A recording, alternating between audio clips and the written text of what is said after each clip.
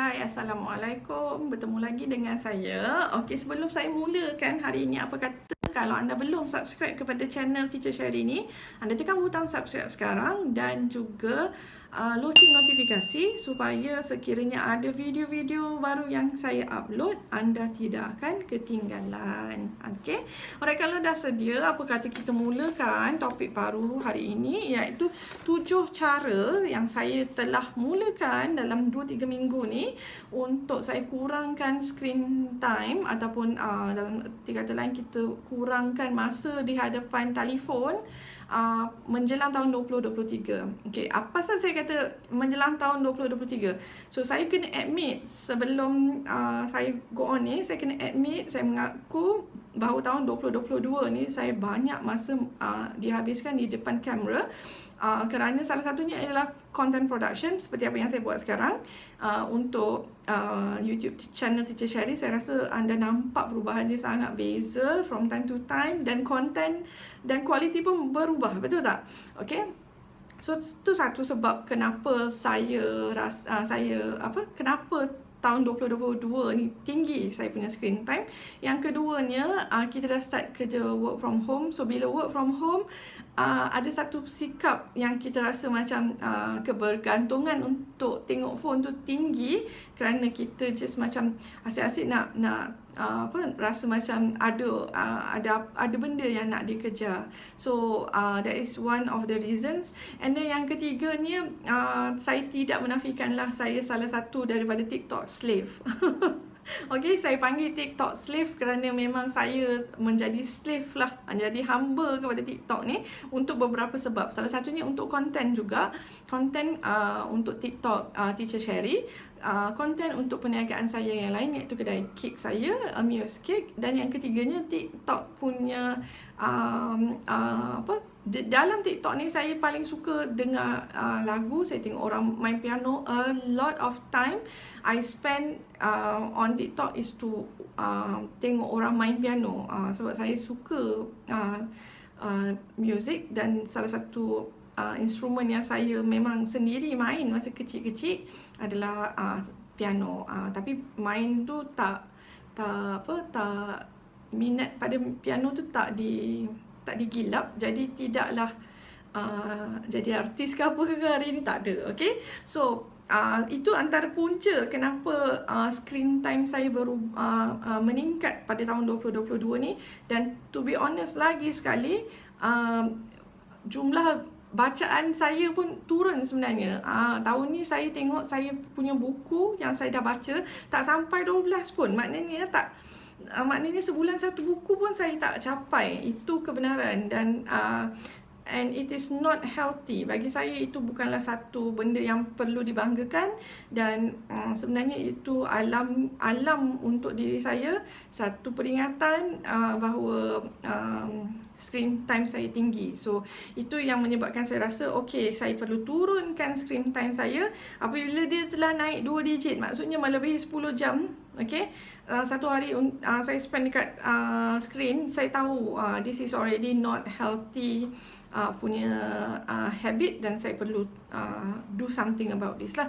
So that's why saya dah mulakan, walaupun belum lagi tahun baru, tapi saya dah mulakan dalam 2-3 minggu ni beberapa cara untuk saya kurangkan screen time saya. Dan saya dah sejak 2-3 minggu ni, bila kita dah buat, kita rasa macam this is effective, and saya rasa macam bagus juga kalau saya sharekan kepada anda, especially memikirkan anak-anak kita akan masuk sekolah bulan Mac esok. So macam lama lagi masa. So kalaulah anak-anak sama-sama jadi seperti saya, macam jadi handphone slave, maksudnya jadi hamba kepada telefon masing-masing, I think it is not healthy. So baiklah, apa yang saya dah buat untuk diri saya, saya kongsikan, so that kalau ada yang baik diambil, dan kalau ada yang tidak baik buang, macam biasa saya cakap. Okay. Dan kalau ada lebih baik daripada apa yang saya dah kongsikan, dipersilakan kongsi juga. Alright. So mari kita mulakan 7 cara saya kurangkan screen time untuk menghadapi tahun 2023 dan menjadikan tahun 2023 lebih produktif dan lebih orang kata sihat mentally, emotionally dan sebagainya. Okay, so yang nombor 1 sekali yang saya lakukan ialah tidak menggunakan phone antara 2 waktu. Antara contohlah 2 waktu yang saya macam in between time, itu yang saya nak masukkan. Okay, so there are a few areas yang mana saya put down phone saya dan tidak pakai phone instead of pada masa yang ada tu, dan saya tinggalkan phone adalah contohnya macam waktu antara waktu maghrib dan waktu isyak. So waktu tu kan pendek, so instead of duduk waktu maghrib dengan isyak tu main phone atas sejadah, saya ambil masa tu, okay, of course memang saya pun mengaji juga, tapi lepas mengaji tu masih ada masa kan, kadang-kadang dalam setengah jam, 45 minit macam tu. So what I do, instead of saya pilih ambil phone, saya akan charge phone saya waktu tu. Jadi bila charge, saya macam ada sedikit psikologi attitude, macam psikologi macam tertipu lah dengan diri sendiri, yang phone tu tak available untuk saya, dan saya luangkan masa yang sedikit tu dengan membaca. So usually saya akan membaca buku pada waktu malam bila dah nak tidur, macam tu lagi sejam nak tidur, saya baca buku, so that macam kita ngantuk, and then lampu pun kita dah mula turunkan kan. So instead of doing that, saya ambil buku, saya baca in between maghrib dan isyak. So antara waktu lagi yang saya stop pakai phone adalah waktu macam sedang panaskan enjin kereta, nak tunggu dia panas dan kita baru start jalan kan. So waktu tu ada sedikit masa, instead of duduk dalam kereta dan scroll phone tu, okay, scroll screen apa semua, tengok phone apa semua, so apa yang saya buat, saya on kereta dan saya jalan sikit, jauh sikit daripada kereta, dan enjoy the scenery, amalkan breathing technique, teknik pernafasan. So kat situ saya dropkan telefon saya, so saya cimatkan screen time saya dengan tidak menggunakan phone antara 2 waktu macam tu. So alhamdulillah, kadang-kadang ada trigger, memang kita pun macam normal, dah terlalu biasa habit ni kan, nak tunggu kereta panas kita main phone dulu. So what happen is, bila kita just put down the phone for a while, kita pusing, jalan-jalan sikit, actually kita nampak lah, apa yang saya dapat ialah saya rasa macam fokus saya improve, saya punya fokus lah improve, dan dapat rasa macam sedikit ada ketenangan. Alhamdulillah macam tu. So itu yang nombor 1. Yang keduanya, apa yang saya tidak bawa phone ni, okay, apa yang membuatkan saya kurangkan, macam mana saya kurangkan screen time ialah saya tidak bawa phone saya ke 2 meja ataupun ke 3 meja ni. So meja yang pertama saya tak bawa ialah meja makan, yang meja kedua ialah meja kerja ataupun meja study. Okay, so kedua-dua meja ni saya pakai 2 lah ya, meja kerja dan meja study tu 1 meja makan. So selama ni saya memang tak bawa phone ke meja makan, sebab family saya memang strict part tu, kita tak boleh nak macam bawa phone waktu makan apa semua, nak tengok phone lah apalah, tak, waktu makan you kena makan, phone berdering ke apa ke, leave it and makan. So macam tu. So tapi bila kita dah duduk work from home, kita ada satu tabiat baru yang kita create dalam diri kita, ialah kita rasa macam ada a sense of urgency. Maybe kalau orang contact kita nanti kan susah apa semua kan. So saya terbawa phone tu selama dalam 2 tahun ni ke meja makan. So apa yang jadi ialah waktu makan saya jadi lebih pendek, dan saya cepat habiskan makanan. So bunyi macam tak ada apa-apa, sebenarnya is not healthy, tak sihat, kerana you tidak mengunyah makanan you selama 40 kali ke apa ke dengan baik, dan you tend to finish up early, sedangkan sebenarnya tak ada pun benda yang mengejar you. So it is not healthy. So apa yang saya lakukan ialah saya tak bawa dah phone ke meja makan dan meja kerja. So waktu saya nak kerja, let's say lepas isyak, saya ada kerja, saya nak buat, so saya akan tinggalkan phone di dalam bilik tidur dan saya akan buat kerja di meja kerja saya lah. So dan meja kerja saya pun tidak ada dalam bilik tidur. So saya keluarkan meja kerja di satu bilik khas, so kita kerja kat dalam tu. So waktu kerja kita tak bawa phone, macam tu. Alright. So yang ketiga, saya kurangkan screen time saya dengan cara instead of simpan handphone dalam poket, kita simpan phone sekarang dalam handbag. And then bila nak keluar, saya dah fokuskan diri saya kata okay, I'm gonna put phone dalam kompartmen yang ini dalam handbag. So bila saya nak keluar, saya akan ingat okay, phone ada dalam bahagian ni. So bila kat luar pun, bila kita rasa macam trigger nak buka phone, nak check lah kod ada message ke apa, yang sebenarnya tak ada pun, okay, kita je yang rasa macam ada orang nak message kita lah, apalah semua kan. In the end, selalunya kita akan start at social media kan. So apa yang saya buat ialah saya masukkan dalam handbag. Bila masuk dalam handbag, kita ada rasa pun nak pegang tu, kita ingatkan diri kita keluar ni sebab kita nak tengok. Kalau kita shopping, kita nak tengok barang-barang yang kita nak pergi shopping. Kalau kita nak pergi macam beriadah, kita nak tengok the environment tu, nak tengok pokok, nak tengok burung, nak dengar bunyi-bunyian yang ada dekat kawasan tu. Bila saya dah keluarkan handphone daripada poket dan letak dalam bag, dia punya trigger tu ada, okay, bukan tak ada, tapi kita punya kita punya sensation tu kita dapat macam curb sikit, macam tak apa, tunggulah, tak ada bunyi means tak ada apa-apa. Saya ingatkan diri saya banyak tu, tak ada bunyi means tak ada apa-apa. Sebab saya sendiri pun memang selama ni saya tidak ada turn on any notification for social media kecuali WhatsApp saja, because itulah cara saya berhubung dengan keluarga saya. So for social media daripada tahun 2014 memang saya tak pernah turn on notification. So macam ada orang dia Facebook pun dia turn on, dia punya TikTok dia turn on, dia punya Instagram, Twitter, so a lot. So macam ganggu kan. So memang daripada tahun 2014 saya memang tidak ada apa-apa notification untuk social media kecuali WhatsApp. So kalau saya nak check pun saya akan tekan app tu, baru saya tahu ada 10 message, ada 10 updates, macam tu. So memang dari dulu-dulu pun saya dah tak pakai notification untuk aplikasi social media supaya saya punya stress level turun. Saya memang tak nak macam rasa setiap kali berbunyi you akan macam ada something. So benda tu is not healthy for your health lah. So memang saya tidak amalkan. So sekarang lagilah, bila saya dah simpan handphone dalam handbag, saya pegang konsep macam tu je. Kalau tak ada bunyi tu, tak ada apa-apa. So lebih relax. Itu yang saya find out lah.